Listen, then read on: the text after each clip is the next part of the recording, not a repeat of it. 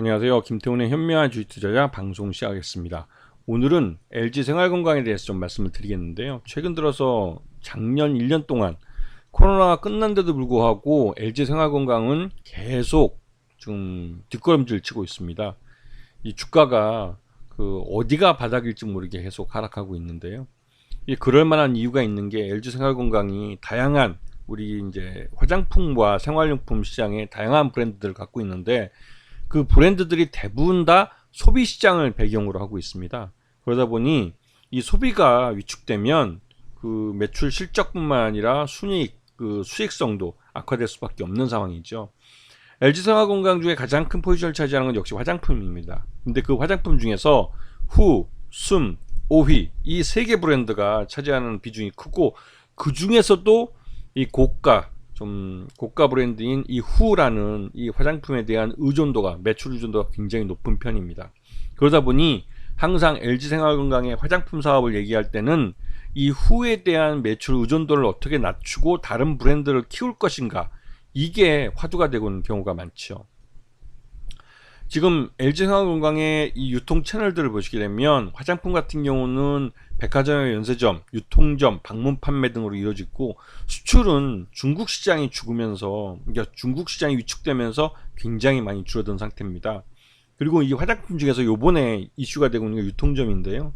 이게 이제 이 LG생활건강이 인수한 화장품 로드샵 브랜드들을 요번에 가맹점 사업을 다 철수하기로, 그래서 이제 계약 관계를 바꾸려고 하고 있는 건데, 이게 이제 좀 쉽지는 않을 것 같습니다. 그래서 하여튼 그게 이슈가 되고 있고 그럴 만한 이유가 있는 건데, 그 뒤에 다시 설명을 드리겠습니다.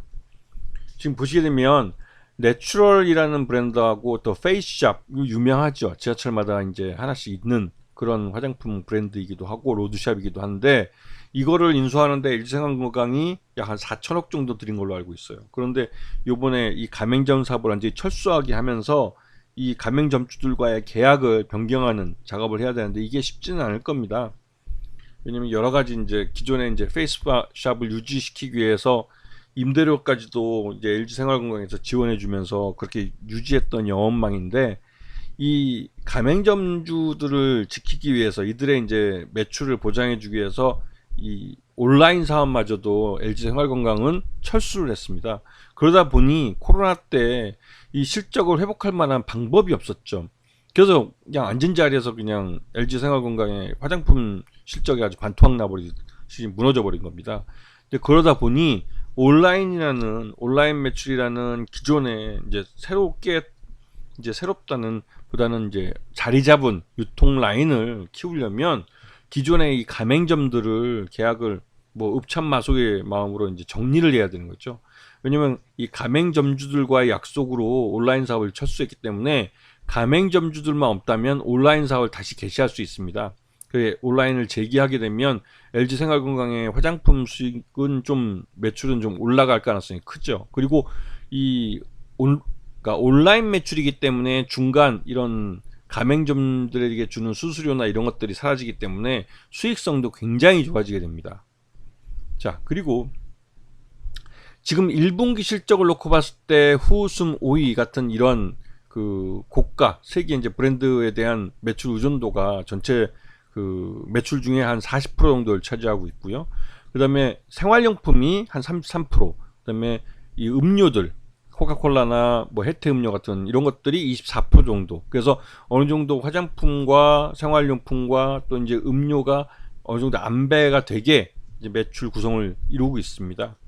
그리고 올해 매출 외형을 보면 작년보다 매출 내용 1분기가 더 줄어든 걸 보실 수 있어요. 그리고 영업이익도 작년에 반토막이 나오는 상태고, 그다음에 당기 순이익은 요번에 이제 금융 수익이 대규모로 발생하면서 일시적으로 급증을 했지만 이 배당금을 수령했기 때문에 나타난 현상입니다. 그래서 왜곡 현상이라고 볼 수 있죠. 그래서 이 배당금을 걷어내고 보면 작년 1분기보다 좋다고 말하기는 좀 어렵지 않을까라는 생각이 좀 듭니다.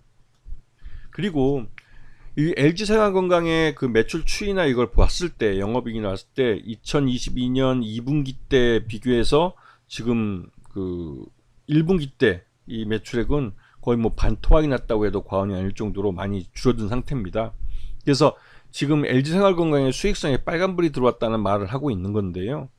근데 이게 그 2분기 때는 좀 나아질 거다라고 말을 하지만 실제로 그게 가능할지는 모르겠습니다. 왜냐면 작년 4분기 때 매출 내용에서 지금 올해 1분기 때 매출은 외형 자체가 줄어들었기 때문에 외형이 줄어든 상태에서 이 영업이익을 유지시킨다는 건 굉장히 어렵습니다. 왜냐하면 그만큼 비싼 제품을 팔아야 되기 때문에 그런 부분인데, 이렇게 된 이유 중에 한 가지는 중국 시장을 그동안 투자를 많이 해놨는데 그 투자 대비해서 거기 나오는 수익이 적기 때문에 나타나는 현상이고, 자칫하다가는 한중 관계가 나빠져서 중국 시장을 완전히 그 중국 시장에 대한 투자가 매몰 비용화 될 가능성도 점점 커지고 있는 상황이기 때문에 그렇습니다.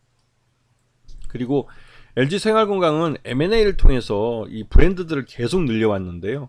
요번에 더 페이스샵의 가맹점 사업을 철수하는 것처럼 이 실패한 투자도 있습니다. 근데 여기에 4,200억씩이나 큰 돈이 들어갔기 때문에 그 타격이 더 클 수밖에 없는 거죠. 그 이후에도 계속 그 2019년, 2022년에도 그렇고 계속 이제 이 M&A를 통해서 다양한 브랜드를 늘려왔는데요.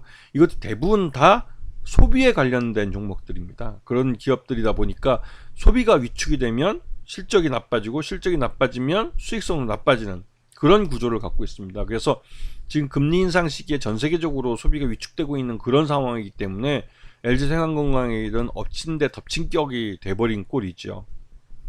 자, 이 LG생활건강의 최대주주는 그 지주회사 LG입니다. LG가 34.03%를 갖고 있어서 LG생활건강의 수익은 곧바로 이제 지주회사 LG의 배당 소득으로 가져갈 수 있는 그런 몫이 됩니다.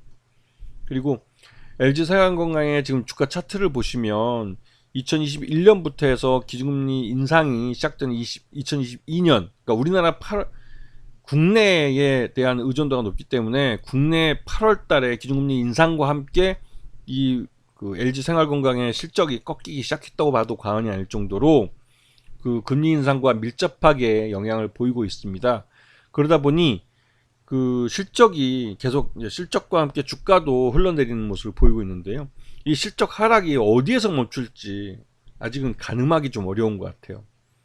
이게 이제 LG생활건강 자체적으로도 사업 구조조정을 해야 될 필요성이 있는데, 지금 가맹점 사업을 이제 정리하기 시작해서 굉장히 보수적으로 구조조정을 하고 있기 때문에 이런 부분 때문에도 LG생활건강의 수익성이 언제 개선될지는 아직 불확실성이 큰 상황이죠. 그런 측면에서 분기별로 실적을 확인해 보면서 봐야 되는데, 이렇게 대형주, 그리고 또 178만 원이나 갔던 이 황제주가 지금 42만 원 정도로 40만 원대 가격으로 이렇게 흘러내린, 이게 결국은 실적에 의한, 앞으로 향후 실적에 대한, 그러니까 앞으로 LG생활건강의 실적이 좋아질 거라는 비전이 안 보이기 때문에 자신 있게 주식을 못 사는 겁니다. 특히나 이제 중국 시장처럼 이 우리나라 국내 시장을 넘어서서 제2의 내수 시장이 될 수 있는 중국 시장을 지금 현재 뭐 윤석열 정부에서 뭐 버린 거나 마찬가지다시피 하고 있기 때문에 우리나라 이제 소비 기업들 같은 경우는 굉장히 큰 시장을 잃어버린 거죠.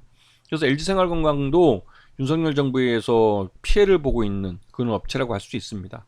자, 오늘 방송 여기서 마치겠습니다. 감사합니다.